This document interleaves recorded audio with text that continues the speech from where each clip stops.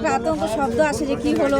তখন বের হয়ে দেখলাম যে দুইটা গাড়ি দুই দিকে অ্যাক্সিডেন্ট হয়ে, একটা গাড়ি তো ড্রাইভার ভেঙে গেছে, আরেকটা গাড়ি খালাসিকে বের করা হয়েছে, ওকে মেডিকেলও নেওয়া হয়েছে, আরেকটা তো বেরই করা যাচ্ছে না।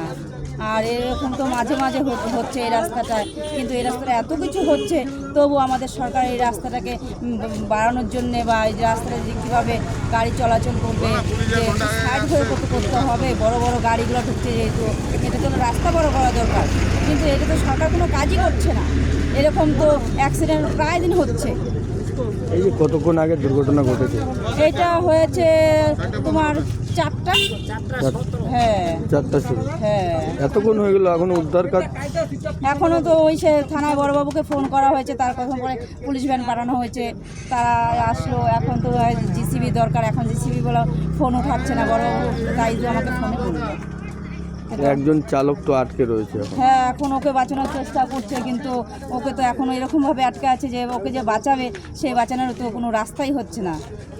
কিন্তু সে বড়বাবুকে বারবার করে রিকোয়েস্ট করা হচ্ছে যে এখানে যাই হোক ওই সে জিসিবি পাঠান, এটা কি গাড়ি কি গাড়ি ছিল? কি বলে সিমেন্ট আর পাথর?